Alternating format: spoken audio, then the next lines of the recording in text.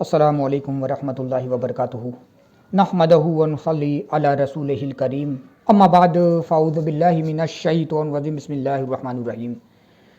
درس نمبر 447 پارہ 7 سورۃ الانعام آیت نمبر 2۔ ترجمہ معارف القرآن۔ وہ ہے جس نے پیدا کیا تم کو مٹی سے، پھر فیصلہ کیا ایک میعاد مقرر کا اور ایک نامزد کیا وعدہ اس کے یہاں ہے، پھر تم لوگ شک کرتے ہو۔ تفسیر اشرفی۔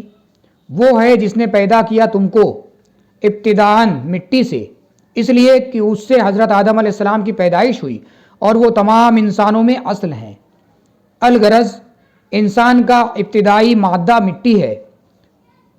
3 کہتے ہیں اس مٹی کو جو پانی سے ملا دی جائے۔ سب سے پہلے انسان یعنی حضرت آدم کو مٹی سے پیدا کرنے میں شاید یہ راز ہو کہ مٹی میں تواضع اور انکسار ہے اور تواضع سے رفع و ثبات نصیب ہوتا ہے۔ حدیث شریف میں ہے کہ جو تواضع کرتا ہے اللہ تعالیٰ اسے رفیع القدر یعنی مرتبے میں بلند بنا دیتا ہے۔ خود سرکار صلی اللہ تعالی علیہ وسلم نے ہمیشہ متواضعانہ زندگی کی بسر فرمائی، متواضعانہ زندگی ہی بسر فرمائی۔ گو تخلیق کے انسانی کا اصل مادہ مٹی ہی ہے، لیکن اس میں دوسرے آتشی، آبی اور بادی عناصر کی بھی آمیزش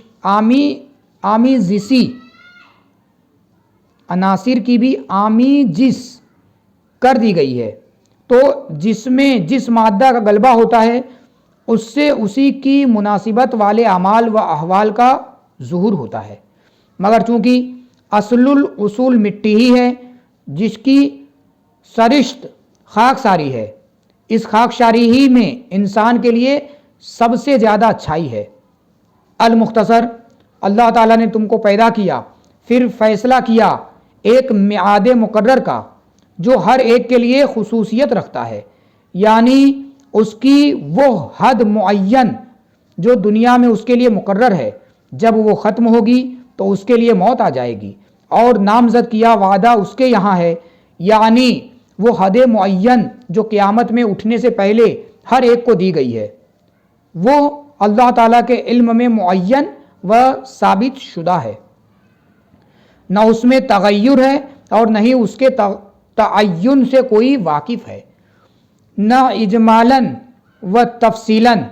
اس اجل سے قیامت مراد ہے کہ سوائے اللہ تعالیٰ کے بذات خود بغیر تعلیم خداوندی اسے کوئی نہیں جانتا۔ پھر تم لوگ شک کرتے ہو قیامت کے وقوع میں، حالانکہ تمہیں دلائل سے سمجھا دیا گیا ہے کہ اللہ تعالیٰ تمہارا اور تمہارے آباء و اجداد کا خالق ہے اور تمہیں تمہاری موت کے مقرر وقت تک زندگی بخشنے والا ہے۔ پھر وہ ذات جو تمہارے مادوں کو پیدا کرنے اور انہیں جمع کرنے اور ان میں حیات پیدا کرنے پر قادر ہے، اور اپنی مشیت کے مطابق جب تک چاہتا ہے ان کو باقی رکھتا ہے، تو اسے یہ قدرت بھی حاصل ہے کہ تمہارے ماننے کے بعد تمہارے مادوں کو جمع کر کے دوبارہ زندہ کر دے اور پھر میدان قیامت میں سب کو اکٹھا کر دے۔ منکرین کے لیے وقوع قیامت تو بڑی بات، بلکہ ان کے نزدیک تو مرنے کے بعد اٹھنا ہی عقل و سمجھ میں آنے والی بات نہیں تھی۔ ان بے عقلوں اور ناسمجھوں نے غور ہی نہیں کیا اور خدا کی قدرت کو سمجھنے کی کوشش ہی نہیں کی۔ آیت نمبر 3، ترجمہ معارف القرآن۔ اور وہی اللہ ہے سارے آسمانوں اور زمین میں، جانے تمہارے چھپے کو اور تمہارے ظاہر کو، اور جانے جو تم کماؤ۔ تفسیر اشرفی۔ ہر عقل سلیم اور فہم مستقیم یعنی صحیح سمجھ رکھنے والوں پر واضح ہے کہ وہی اللہ تعالیٰ ہے جو عبادت کا مستحق ہے، اور سارے آسمانوں اور زمین میں نہ اجرام فلکیوں میں سے کوئی عبادت کے لائق ہے اور نہ ہی مخلوقات ارضیہ میں۔ المختصر، وہی معبود مطلق ہے، اس کے سوا کوئی بھی عبادت کے لائق نہیں، نہ آسمانوں میں نہیں زمینوں میں، اور یاد رکھو کہ اللہ تعالیٰ سے کوئی بات پوشیدہ نہیں، چنانچہ وہ جانے تمہارے چھپے کو یعنی تمہارے پوشیدہ اقوال کو اور تمہارے ظاہر کو یعنی تم جو خلم خلا باتیں کرتے ہو انہیں بھی جانتا ہے، اور وہ ایسی ہی شان والا ہے جو جانے جو تم کماؤ یعنی جو تم نفع حاصل کرنے کے لیے یا نقصان سے بچنے کے لیے عمل کرتے ہو اپنے قلوب یا ظواہر سے، وہ ان سب کو جانتا ہے، لہٰذا ان سب کی تمہیں جزا اور سزا دے گا۔ اگر نیک کام کرتے ہو تو نیک جزا ملے گی، اور اگر برائی کرتے ہو تو سزا ملے گی۔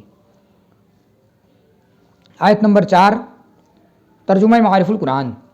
اور نہ آئی ان کے پاس کوئی نشانی ان کے پروردگار کی نشانیوں سے مگر ہو گئے اس سے روگردہ۔ تفسیر اشرفی۔